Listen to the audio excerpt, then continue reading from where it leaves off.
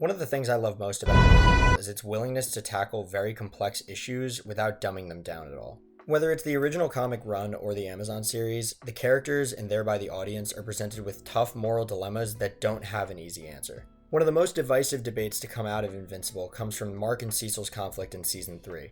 Fans seem to be completely split on this one online, and for good reason. In this video, I want to break down their conflict and frame it as what I believe it is more than anything else, a clash of philosophy.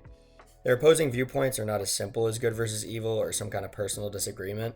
Cecil and Mark reflect two very major schools of ethical thought that have been debated for centuries. Their conflict is about the fundamental question of what it truly means to do the right thing, and the moral implications that come with the steps taken to do that thing. To really understand their divide, we need to explore the philosophies that shape their choices, and how Invincible uses those to challenge our own ideas about what morality means. Cecil Stedman is the director of the Global Defense Agency. This is a secret government organization that protects Earth from any kind of existential threat. Cecil's main priority as the head of the GDA is the protection and survival of the planet, and he's willing to ensure this by any means necessary. This means that he's willing to make very morally questionable choices in order to get results. Philosophically speaking, Cecil aligns most closely with the school of thinking known as utilitarianism. Utilitarianism is a theory of ethics that was created by Jeremy Bentham and expanded upon most prominently by John Stuart Mill. It argues that the judgment of actions should be based on the consequences of those actions, rather than any kind of specific moral code. Bentham introduced the idea that morality should be based on the principle of maximizing pleasure for the greatest amount of people possible, and then Mill expanded on that idea by emphasizing the importance of actions that promote overall human happiness. Some of the relevant aspects of utilitarianism include the following.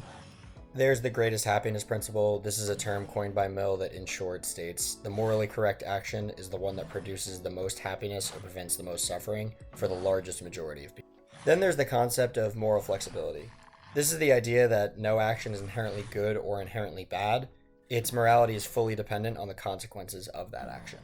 And finally, the idea of sacrificing the few for the many. If harming or deceiving a few people leads to the survival or the well-being of the many, then it is completely justified as a result of this. All of Cecil's actions as the head of the GDA, and specifically against Mark in Season 3, exemplify this utilitarian perspective. Cecil's decisions are based completely on what he believes will save the most lives, rather than following some kind of strict moral code. The biggest example of this is Cecil's willingness to use former villains when there's an existential threat to the planet. When Doc Seismic incapacitated all available heroes aside from Mark and Eve so he could destroy the planet, he got very close to succeeding with that. Mark and Eve were struggling to take down both Seismic and the creatures that he was working with, and Cecil in a last-ditch effort deployed the Reanimen and the second Darkwing in order to give the heroes the upper hand. With this, they were able to take down Seismic and save the planet. Despite this, Mark is furious at the sight and sudden realization that Cecil is employing the likes of D.A. Sinclair and this new Darkwing. From a moral and ethical perspective, it kind of makes sense that he would feel this way. D.A. Sinclair committed horrible atrocities, torturing and killing many innocent people in his weird, twisted pursuit of scientific advancement. And this new Darkwing, who was the sidekick of the original Darkwing, went crazy having to fight crime in a city where it's cursed to be perpetually night, and began brutally beating and killing criminals regardless of the level of crime they committed. Mark stopped these people and brought them to Cecil, all under the assumption and belief that they would face justice and be punished for their crimes. To Cecil, though, these people can be used way more effectively as assets to protect the planet. It's not so much that it doesn't matter what they did, but to Cecil, it's way more important that they can protect the planet than it is that they should be punished for their crimes. Cecil's actions here clearly align him with the utilitarian greatest happiness principle, sacrificing the few for the happiness and safety of the many. While the immoral nature of their past crimes is undeniable, their ability to protect humanity from larger existential threats outweighs the moral obligation to punish them. This is also reflective of the concept of moral flexibility I mentioned earlier. No action is necessarily a good one or a bad one, it all just depends on the consequences. From a traditional justice-based standpoint, these people deserve to be imprisoned, but from a utilitarian perspective such as Cecil's, their continued service ensures the survival of the greatest number of people. This puts Cecil and Mark at odds with one another on a philosophical level. This situation leads Mark to confront Cecil directly, demanding that he puts these people back in prison. Their argument escalates and Cecil leads Mark to the White Room. Mark asks why they're in there, and Cecil states that it's to protect him from Mark. This only further angers Mark, him not understanding why he would be viewed as a threat, since as Invincible he has only ever acted as a hero.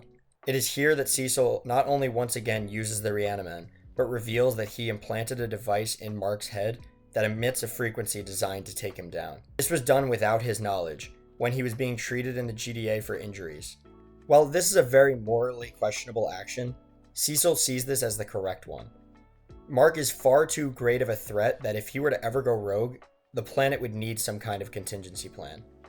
This is a complete betrayal of trust for Mark, but for Cecil, it is not about trust. It was about ensuring the survival of the planet no matter the cost. This is a necessary precaution to him. Mark's power is far too great to not be taken as a threat, especially after the damage his father was able to do on the planet. This moment in particular is a perfect example of Cecil's utilitarian philosophy.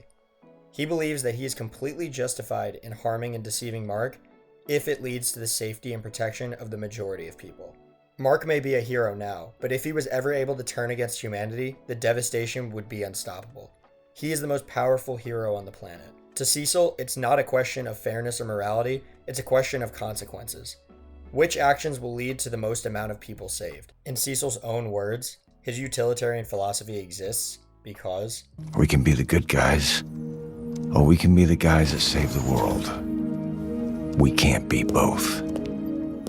Mark Grayson, or is a superhero who fights criminals and existential threats in order to protect the ones he loves as well as the planet. Mark possesses a deeply ingrained belief of heroism, justice, and doing what's right, having grown up with a father who was a superhero. Mark's moral code most closely aligns himself with the ideals expressed by deontology, or duty-based ethics.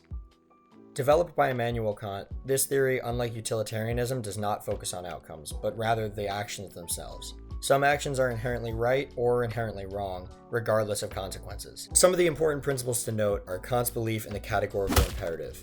This states that one should act only according to that maxim whereby you can at the same time will that it should become a universal law. Essentially what this means is that for a rule to be moral, it should be able to be applied universally. And if it cannot be morally good. Then the idea that people are ends, not means. This is the idea that no one should ever use a person as a tool to achieve a goal, and that every individual has some kind of intrinsic worth. Finally, the idea of moral absolutes. Some things, for example lying, killing, or betraying principles, are inherently morally wrong, regardless of the outcomes they produce. Through his work as Invincible, Mark has an incredibly strong moral code. He operates under the idea that heroes should always do the right thing even when it's inconvenient. He's very strict in his moral code, unwavering in the belief that criminals should be punished justly for their crimes. This philosophy shines through in his actions as Invincible. Mark refuses to work with villains regardless of the situation that he's presented with. When Cecil sent the Reaniman and the second Darkwing to save the heroes from Doc Seismic, even though they helped, Mark was furious. Why the hell is he here? And why the fuck are those things here? He's a murderer. And those things, the guy who made those things, killed people. They almost killed my best friend. He demanded that Darkwing and Sinclair were sent back to prison immediately. To Mark, this is a complete philosophical violation of his heroic integrity and his morals. Regardless of the results they offered, Mark refuses to work with these people as they are murderers and criminals and therefore should be punished for their crimes. Mark also refuses to kill, believing that all life is sacred and should be protected as such. Unlike Cecil, Mark is not willing to sacrifice any lives or his own moral integrity in service of some specific outcome. Mark's unwavering dedication to his deontological belief system places him in direct conflict with Cecil's utilitarian view. Moral integrity is non-negotiable to Mark, and even when faced with a life or death scenario, he refuses to compromise. In their direct confrontation in the White Room, Mark feels incredibly betrayed by Cecil for both working with these criminals and the device that was implanted into his head. Mark's view of heroes is that they are more than just tools and weapons to be used. To Mark, the heroes are not just means to an end to be used as fodder to gain some desired outcome. Cecil keeps these secrets because he believes that if everyone was given the truth, they would not reach that desired outcome. Mark, working with killers and criminals as well as deceiving and lying to those with heroic intentions, betrays what are, to him, moral absolutes. The morality of these actions matters far more to Mark in this situation than it does to Cecil. While Cecil did what he did in service of a greater good, he did something that Mark and the deontologist would consider to be inherently morally wrong. Mark believes that a hero should be able to save lives without having to compromise their morals to do so. His frustration with all of Cecil's choices highlights the fundamental rift between their philosophies. To Mark, this is an unforgivable violation, while Cecil views it as a necessary safeguard and nothing more. Mark's entire identity as Invincible is built on a deontological belief system that ultimately drives his moral compass and his conflict with Cecil. This conflict between Mark and Cecil is, at its core, a clash of philosophies. It is about the different ways in which they define morality itself. Cecil, a utilitarian, believes that the ends justify the means, and the most ethical choice is the one that ensures the greatest survival and security, regardless of what it takes to get there. Then Mark, a strict deontologist, believes that heroism is about following an unwavering moral code and doing what is right, not focusing on the consequences. I just want to say it again, I love this show. This argument to me is so cool because it doesn't have some kind of overall correct answer. There's reasons to side with both of them. It's not exactly good versus evil, it's just what you believe or what you don't. That's what makes Invincible to me so compelling. Neither Mark nor Cecil here is completely right or completely wrong. Their perspectives are both valid in their own ways, but they also both have holes that you could poke in them. Cecil's methods may be effective, but they are also morally very questionable. Whereas Mark's ideas are very noble, but in some situations they might not be exactly the most practical approach. I think it's important to note, too, that there's a lot of justifiable critiques of both of their ways of thinking.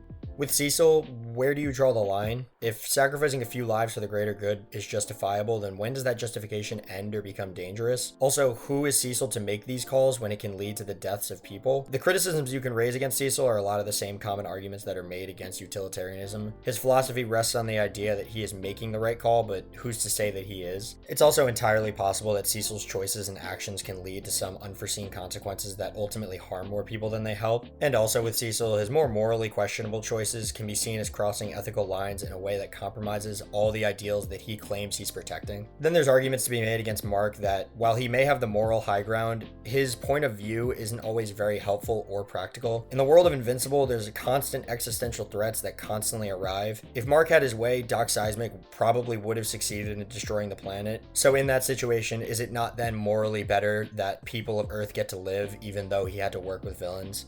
His belief in absolute moral rules such as never killing can also put way more lives at risk when he's fighting someone who's pure evil and irredeemable that would be better off dead. It's pretty much the same argument that people have for Batman not killing his entire rogues gallery when he has the chance. A deontological perspective such as Mark's can sometimes lead to unintended harm because it refuses to acknowledge that some moral dilemmas require compromises of morals. And once again, a lot of these criticisms are the exact same ones you could make about the philosophies that both of these characters represent.